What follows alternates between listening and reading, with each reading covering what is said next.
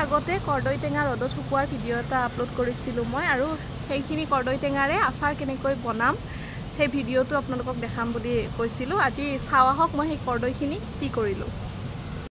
কৰ্দৈখিনি ইয়াৰ ৰ'দত দি থাকোঁতে যে মই আপোনালোকক দেখুৱাইছিলোঁ এনেকুৱাকৈ মই ষ্টাৰ আকৃতিতে কাটি লৈছিলোঁ আৰু ষ্টাৰ আকৃতিত কাটি মোৰ ভাল লাগে সেইবাবে মই এনেকৈ কাটিছোঁ। কিছুমানে দীঘলীয়াকৈও কাটে, সেনেকৈও কাটিব পাৰি। মই হালধি সানিয়েই মই ৰ'দত দিছিলোঁ, দুটা ৰ'দে দিলোঁ।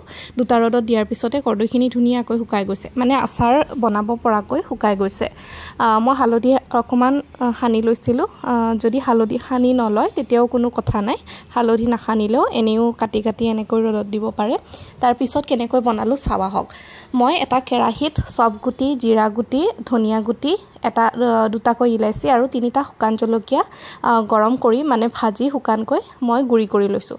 তাৰপিছতে এয়া ৰ'দৰ পৰা অনাৰ পিছত যিখিনি শুকাই গৈছিলে কৰ্দৈখিনি এনেকুৱা হৈ গৈছে, দেখিছেনে?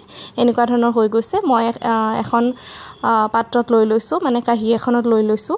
তাত মই যিখিনি গুড়ি মছলা ৰেডি কৰিছিলোঁ সেইখিনি দি দিছোঁ, নিমখ দি দিছোঁ, হালধি যিহেতু দিয়াই আছিলে, জিৰা ধনিয়া গুড়ি আৰু অকণমান জালুকৰ গুড়ি দি দিছোঁ। এতিয়া মই এটা কেৰাহীত তেল গৰম কৰি সেই গৰম তেলখিনি কাঁহীখনত দি ধুনীয়াকৈ গোটেইখিনি মছলা আৰু মিঠাতেলখিনি মিক্স হোৱাকৈ লৰাই দিছোঁ। অলপ সময় লৰাই দিলোঁ।